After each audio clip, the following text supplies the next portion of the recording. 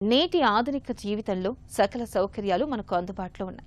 కానీ అనుభవించడానికే మనలో చాలా మందికి ఓపిక ఉండడం లేదు.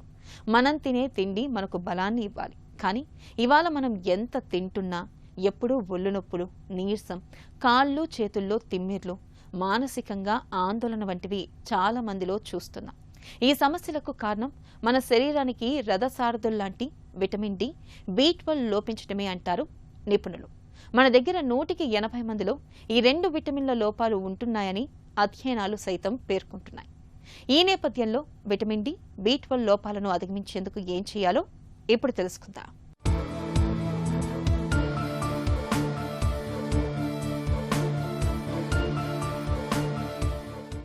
ఆధునిక జీవనశైలి, బద్ధకపు జీవనం, శ్రమ లోపించడం, నిస్సారమైన తిండి తీరు మూలంగా ఇవాళ మనలో చాలా మందికి విటమిన్ల లోపాలనేవి ఒక పెద్ద సమస్యగా మారుతున్నాయి. డాక్టర్ దగ్గరికి వెళ్లి కూర్చుంటే ఏదో ఒక విటమిన్ లోపం బయటపడుతోంది. ఇవాళ మన దగ్గర చాలా మందిలో విటమిన్ డి కొరత బాగా ఎక్కువగా ఉంటుందని చెబుతున్నారు డాక్టర్లు. నిజానికి విటమిన్ డి అనేది కేవలం ఒక విటమిన్ కాదు, అదొక హార్మోన్లా పనిచేస్తుంది. మనం తిన్న ఆహారంలోని కాల్షియాన్ని పేగులు గ్రహించాలన్నా, ఆ కాల్షియం వెళ్లి ఎముకలకు అంటుకోవాలన్నా విటమిన్ డి ఉండాల్సిందే. సూర్యకాంతి మన చర్మంపై పడినప్పుడు శరీరం దీన్ని సొంతంగా తయారు చేసుకుంటుంది. కానీ నేడు ఉదయం నుండి రాత్రి వరకు ఏసీ గదుల్లో 4 గోడల మధ్య గడుస్తుండటంతో చాలా మందికి ఎండపొడ తగలడం లేదు. విటమిన్ డి లోపిస్తే ఎముకల సాంద్రత తగ్గిపోతుంది. దీనివల్ల చిన్న వయసులోనే మోకాళ్ల నొప్పులు, నడుము నొప్పి, వృద్ధుల్లో ఎముకలు పొడిబారి సులభంగా విరిగిపోయే ఆస్టియోపొరోసిస్ వ్యాధి వస్తుందని హెచ్చరిస్తున్నారు నిపుణులు. వైటమిన్ డి, B12 ఈ రెండు చాలా ఇంపార్టెంట్ న్యూట్రియంట్స్ అండి, చాలా ఇంపార్టెంట్ పోషకాలు ఇవి లేకపోతే మన బాడీలో జీవన ప్రక్రియలు అనేవి సరిగ్గా జరగవు. ఫర్ ఎగ్జాంపుల్ వైటమిన్ డి అనేది ఇట్స్ ఏ ఇమ్యూనోమాడ్యులేటర్. అంటే ఏంటంటే మన బాడీ ఇమ్యూన్ సిస్టమ్ అంటే రోగ నిరోధక వ్యవస్థ సక్రమంగా పనిచేయాలి అంటే వైటమిన్ డి అనేది సరిపడా ఉండాలి. అండ్ వైటమిన్ B12 కనుక సరిపడా లేకపోతే రక్త కణాల ఉత్పత్తి జరగదు. తర్వాత డిఫరెంట్ అంటే మన వీక్నెస్ రావటము, నీరసం రావటము, తర్వాత వైటమిన్ B12 లోపం ఉంటే కనుక లోపల పొట్టలో అంటే పేగుల్లో కూడా గట్ బ్యాక్టీరియా అనేది కూడా సరిపడా ఉత్పత్తి అవ్వదన్నమాట. So vitamin B12, vitamin D రెండు పోషకాలు చాలా చాలా ఇంపార్టెంట్. మనకి ఇన్ఫ్లమేషన్, అన్ని వ్యాధులకి కారణమైన ఇన్ఫ్లమేషన్ అంటారు. అంటే వాపులకి, బాడీలో ఎక్కడైనా వాపు రావచ్చు. ఆ వాపులు అది హార్ట్లో వాపు రావచ్చు, లేకపోతే బ్లడ్లో వాపు రావచ్చు, ఇన్ఫ్లమేషన్ అంటారు. ఇన్ఫ్లమేషన్ రావటానికి కారణము, ఎక్కువగా ఇన్ఫ్లమేషన్ రిస్క్ పెరగటానికి కారణం ఏంటంటే వైటమిన్ డి లోపం ఉండటం అన్నమాట. జనరల్గా వైటమిన్ డి అనేది మన ఇండియన్స్లో చాలామందికి, మీరు 10 మందికి టెస్ట్ చేస్తే అందులో 7 మందికి ఖచ్చితంగా వైటమిన్ డి లోపం ఉంటుందండి.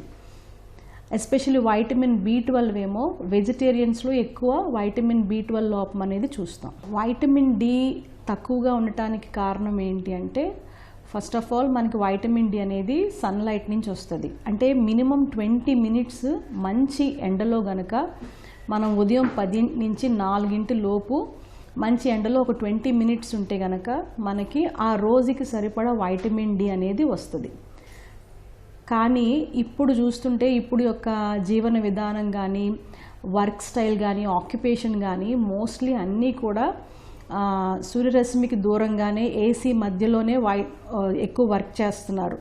సో ఎక్కువ సన్లైట్కి కూడా ఎక్స్పోజ్ అవ్వట్లేదు. సన్లైట్కి ఎక్స్పోజ్ అయితే కవర్ చేసుకుంటున్నారు. కవర్ చేసుకొని వెహికల్స్ మీద వెళ్ళే వాళ్ళు, నడుచుకుని వెళ్ళే వాళ్ళు కూడా ఇప్పుడు ఈ రోజుల్లో చూస్తే ఎండకి ఎక్స్పోజ్ అవ్వటానికి చాలామందికి ఇష్టం ఉండట్లేదు. అది డార్క్ అవుతారనో, ట్యాన్ అవుతారనో, డిఫరెంట్ రీజన్స్ మూలాన సన్లైట్కి ఎక్స్పోజ్ అవ్వటం అనేది చాలా తగ్గిపోయింది. అందుకనే వైటమిన్ డి లోపం అనేది మనం ఎక్కువ చూస్తున్నాం. జనరల్గా వైటమిన్ డి అనేది ఎంత ఉండాలంటే 30 ఉండాలండి, మినిమం 30 ఉండాలి. 30 కంటే తక్కువ ఉన్నది అంటే వైటమిన్ డి లోపం ఉన్నట్టు లెక్క.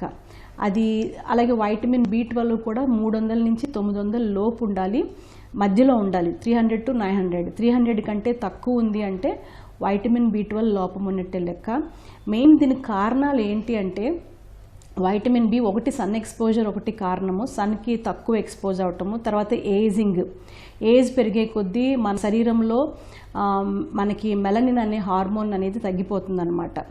ఆ మెలనిన్ తక్కువ ఉత్పత్తి అవ్వటం మూలాన కూడా వైటమిన్ డి అనేది లోపం అనేది వస్తుంది. తర్వాత డార్క్ స్కిన్ ఉన్న వాళ్ళకు తొందరగా వైటమిన్ డి అనేది సన్లైట్ నుంచి రాదు, వాళ్ళు ఎక్కువసేపు ఎక్స్పోజ్ అవ్వాల్సి ఉంటుందన్నమాట.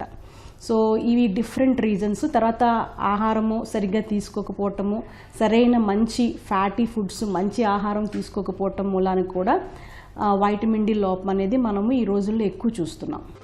విటమిన్ డి ఎముకలను బలహీనపరిస్తే విటమిన్ బి12 లోపం అనేది నరాల వ్యవస్థను నిలువునా దెబ్బతీస్తుంది. మన నరాల చుట్టూ మైలిన్ షీత్ అనే రక్షణ పొర ఉంటుంది. వైరు చుట్టూ ఉండే ప్లాస్టిక్ కోటింగ్ లాంటిది ఇది. బి12 లోపించినప్పుడు ఈ పొర దెబ్బతిని నరాల్లో కరెంట్ షాక్ కొట్టినట్లు కాళ్ళు చేతుల్లో మంటలు, తిమ్మిర్లు, సూదులు గుచ్చినట్లు అనిపిస్తుంది. దీంతోపాటు ఎర్ర రక్త కణాల ఉత్పత్తి ఆగిపోయి తీవ్రమైన రక్తహీనత వస్తుంది. ఇలాంటప్పుడు కొద్దిగా నడిచినా గుండెదడ రావడం, ఊపిరి అందకపోవడం జరుగుతుంది. ఈ విటమిన్ కేవలం మాంసాహారం, పాలు, గుడ్లలోనే లభిస్తుంది. కాబట్టి శాకాహారులు ఈ లోపానికి గురయ్యే ప్రమాదం చాలా ఎక్కువగా ఉంటుంది. జీర్ణాశయంలో ఇప్పటికే ఎసిడిటీ సమస్యలు ఉన్నప్పుడు పదే పదే యాంటాసిడ్ మాత్రలు వాడుతున్నప్పుడు బి12 విటమిన్ శరీరంలోకి అంతగా శోషించదని చెబుతారు డాక్టర్లు. వైటమిన్ డి లోపం ఉన్నప్పుడు బాడీ పెయిన్స్ అండి, బోన్ పెయిన్స్ వస్తాయి. బ్యాక్ పెయిన్ అవ్వచ్చు, లేకపోతే చేతుల నొప్పులు అవ్వచ్చు, ఎక్కడైనా కూడా నెక్ పెయిన్ అవ్వచ్చు, బోన్ పెయిన్స్ ఎక్కువ చూస్తారు. తర్వాత మజిల్స్ వీక్ అవ్వటము, నర్వ్స్ కొంతమందికి తిమ్మిరులు రావటము, మొద్దుబారినట్టు అవ్వటము ఎక్కువ చూస్తాము. వైటమిన్ డి లోపం ఉన్నప్పుడు తొందరగా ఇన్ఫెక్షన్స్ వస్తాయన్నమాట. తొందరగా ఇన్ఫెక్షన్స్ వస్తాయి. ఇన్ఫెక్షన్స్ రావటమే కాదు, ఇంకొకటి ఏంటంటే రిస్క్ ఆఫ్ ఫ్రాక్చర్స్ కూడా ఎక్కువ. వైటమిన్ డి సరిపడా ఉంటేనే కాల్షియం అనేది మన బోన్స్లోకి అబ్జార్ప్షన్ అనేది జరుగుతుంది. సో కాల్షియము, ఫాస్ఫరస్ అబ్జార్ప్షన్ ప్రాపర్గా జరగాలి అంటే వైటమిన్ డి ఉండాలి.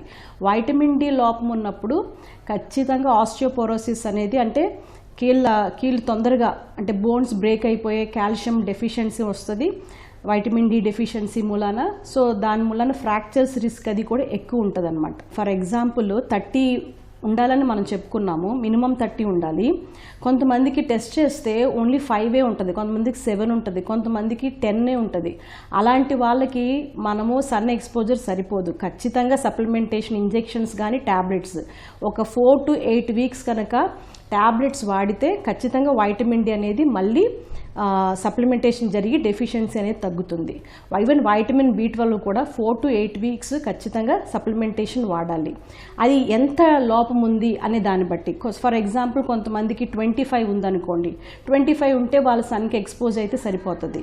కానీ 25 కంటే తక్కువ 5, 10 అట్లా ఉంటే మాత్రం ఖచ్చితంగా సప్లిమెంటేషన్ అనేది చాలా చాలా ఇంపార్టెంట్. అస్సలు నెగ్లెక్ట్ చేయకూడదు. వైటమిన్ డి, బి12 డెఫిషియన్సీ ఉంది అంటే దాని మూలాన మన మెటబాలిక్ ఫంక్షన్స్ అన్నీ ఎఫెక్ట్ అవుతాయి, జీవ ప్రక్రియలు అన్నీ దెబ్బతింటాయి. సో ఖచ్చితంగా చాలా ప్రాబ్లమ్స్ వస్తాయి. కాబట్టి వైటమిన్ డి డెఫిషియన్సీని వెంటనే అడ్రస్ చేయాలి. విటమిన్ డి, బి12 లోపాలని సులువుగానే గుర్తించవచ్చు. రక్తంలో వీటి స్థాయిలను తెలుసుకోవడానికి విటమిన్ డి3, విటమిన్ బి12 సీరం పరీక్షలు చేయించుకోవాలి. ఒకవేళ D vitamin 30 nanograms per millilitre, బి12 విటమిన్ 200 కంటే తక్కువగా ఉన్నట్లయితే విటమిన్ల కొరత ఉన్నట్లుగా భావించాలి. ఇలాంటప్పుడు ఈ లోపాలను అధిగమించడానికి వైద్యుల పర్యవేక్షణలో వారానికి ఒకసారి చొప్పున 8 వారాల పాటు 60K విటమిన్ డి3 క్యాప్సూల్స్ లేదా శాచెట్స్ తీసుకోవాలి. అలాగే బి12 లోపానికి మిథైల్ కోబాలమిన్ టాబ్లెట్లు తీసుకోవాలి. బి12 లోపం తీవ్రత ఎక్కువగా ఉంటే నరాల బలానికి ఇంజెక్షన్లు ఇస్తారు. ఇక నివారణ విషయానికి వస్తే ప్రతిరోజు ఉదయం పూట కనీసం 20 నిమిషాలైనా ఎండలో నిలబడాలి. ఆహారంలో పాలు, పెరుగు, చీజ్, పుట్టగొడుగులు తప్పనిసరిగా తీసుకోవాలి. మాంసాహారులైతే చేపలు, గుడ్లు క్రమం తప్పకుండా తీసుకోవాలి. ఈ జాగ్రత్తలు విటమిన్ డి, బి12 లోపాలను చాలా వరకు నివారిస్తాయి.